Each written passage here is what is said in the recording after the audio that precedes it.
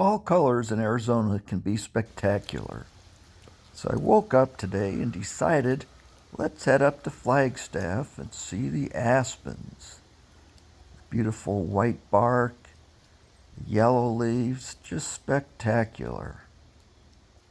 Aspen Loop, Aspen Corner, it definitely didn't disappoint. But one of my favorite things to see are the red colors that you don't get from the aspens. So I decided to head down toward Sedona to West Fork Trail to see if the maple leaves had turned red yet.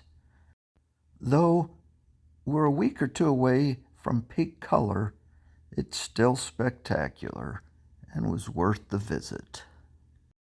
I paid my $15 fee to park, and then I started down the trail. It's a 6.5-mile trail out and back. And if you've watched previous videos, you know that this site was once a thriving little community. There's a lodge, fruit trees, and different berries, and all the blackberry plants. But of course, none of that's in season right now. But there's plaques that tell you about some of that history, and you can still see evidence of some of the old buildings. So take that all in.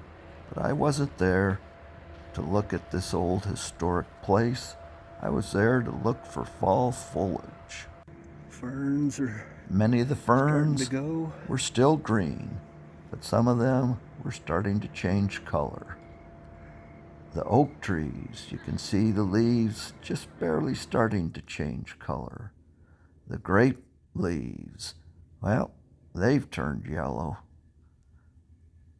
But of course, the plant I want to see most are the maple trees that get the red, dark red leaves. This is a spectacular place any time of year, but particularly in the fall. But just the canyon walls and the rock surrounding the trail is spectacular. But when you add in the fall colors and the changing leaves, makes it, to me, even more spectacular. Just everywhere you look, just a paradise. Here's your first trivia question. How many species of maple trees are there? That's what I've come to see, the red leaves of the maple trees. So how many different species of maple trees are there? Let's make it multiple choice to make it easier. A, less than 25. B, 25 to 50. C, 50 to 100. Or D, over 125 species. West Fork Trail has several creek crossings, and there's always rocks you can step on. But I decided on this first crossing I had to video it because I'm still a little stiff, and maybe I'll fall in, make for a good video. So at any rate, back to the trivia question. How many species of maple tree? Did you go with A, under 25? You'd be wrong. How about B, 50? You'd still be wrong. Even if you went with C, you'd be wrong. There are actually over 130 species of maple tree. Of course, the maple tree I always think of are the maple trees that produce the syrup.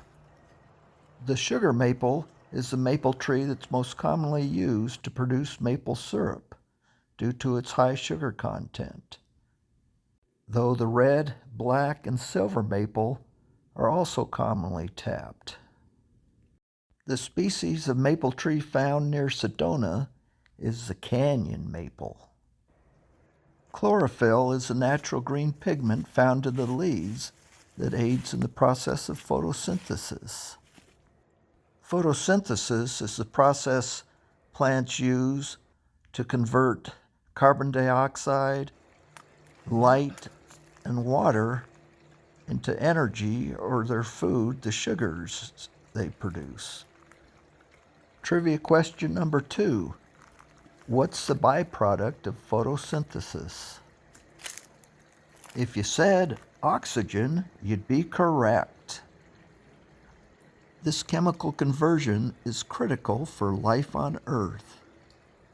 That's one of the reasons they always say, save the rainforest, protect the rainforest, because the forests produce so much oxygen that's critical for us humans to breathe.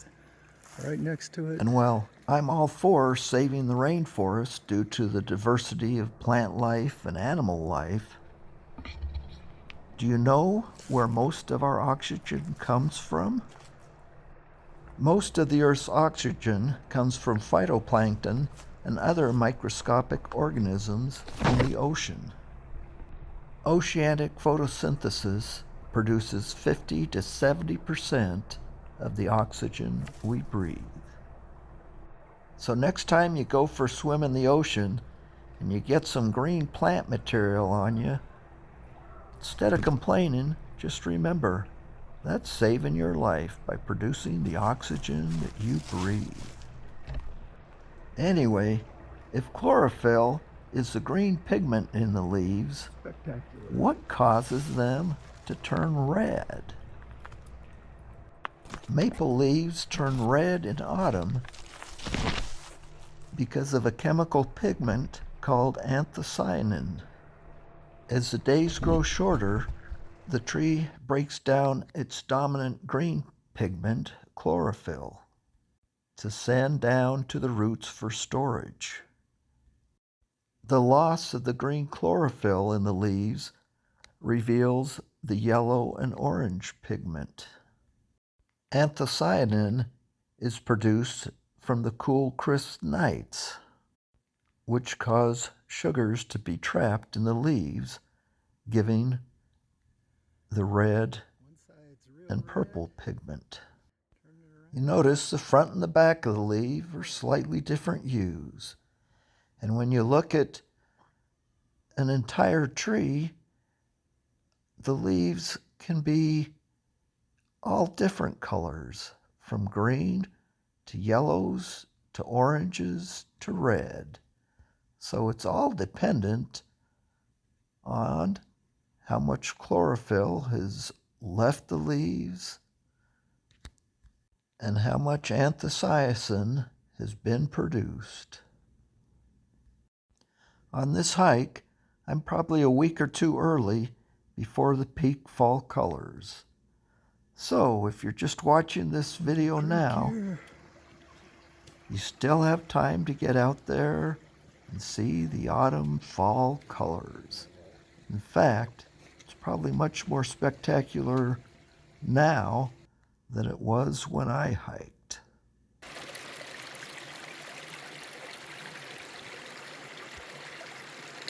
We celebrate our birthdays. Oftentimes we have a party. And then, when we pass away, we engrave our birth date on a tombstone, followed by a dash, followed by the year that we passed away. It was Robin Williams who said, "It's the dash that matters, not the dates." The dash represents our whole life. People may celebrate our birthday while we're here, but when we're gone, will they celebrate our dash? Will the world be a better place because we were in it? Will we touch anyone's life in a positive way? Will our dash be just a footnote, or will it be a page or chapter in the history of the world? You may think that your life isn't that impactful, that you don't have much effect on the world. But like the phytoplankton, a single cell organism that produces 70% of the world's oxygen, when all of us together have a small impact, it has a great impact. Starting to turn yellow. It's not so critical that we have some huge impact, but it is critical that we have a positive impact. Because with huge numbers of people, each having even a small positive impact, it ends up being a huge impact. So try and do your bit to make the world a little bit better. And that'll make things a lot better.